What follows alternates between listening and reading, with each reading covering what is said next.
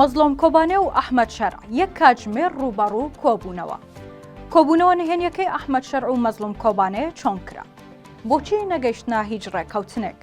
لە چەند ڕۆژی ڕابردوودا هەریەکە لە ئەحمەد شەرع سەرۆکی ئیدارەی نوێی سووریا و مەزلۆم کۆبانێ فەرماندەی هێزەکانی سووریای دیموکرات بەنهێنی کۆبوونەتەوە. ئاژانسەکانی هەواڵ بڵاویان کردەوە کۆبوونەوەکە لە ژێر چاودێری و ڕێوشوێنێکی ئەمنی توندا ئەنجام درراوە کە لەسەر داوە و بە سەرپەرشتی دەستگای هەواڵگری ئەمریکا ڕێکخراوە. لە هەمان کاتدا نوێنەری دەستگای هەواڵگری ئەمریکا و فەڕەنساش لە کۆبوونەوەکەدا بەشدار بوون. شوێنی کۆبوونەوەکە فڕۆکەخانەیەکی سەربازی نزیک لە دیمەشق بووە بە دووری 35 کیلۆمەتر لە پایتەختی سووریا.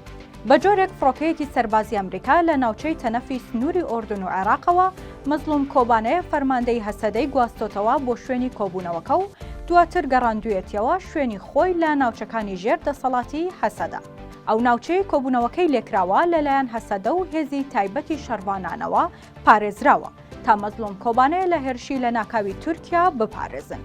فەرماندەی هەسەدە و ئەحمەد شەرع تەنها یەک کاتژمێر گفتوگۆیان کردووە، بەڵام زانیاریە ڕۆژنامەوانیەکان ئاماژە بەوە دەکەن کە کۆبوونەوەکەیان ئیجابی نەبووە.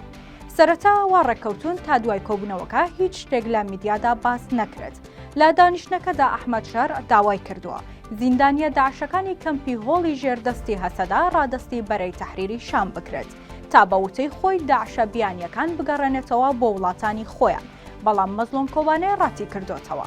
هەرچی سەبارەت بە داوای هاتنە ڕێزی هەسەدە بۆ ناو سوپای نوێی سووریا قسە و باسێکی وای لێ نەکراوە و تەنها باس لە بوونی هەماهەنگی لە نێوان دیمەشق و ڕۆژئاوای کوردستاندا کراوە تا دۆخی ئێستا تێدەپەڕێنێت. هەردوو لە هاوڕابوون لە هەماهەنگی ئەمنی و پاراستنی سووریا لە هێرشی گروپە چەکدارە دژبەرەکانی دەسەڵاتی ئێستای سووریا.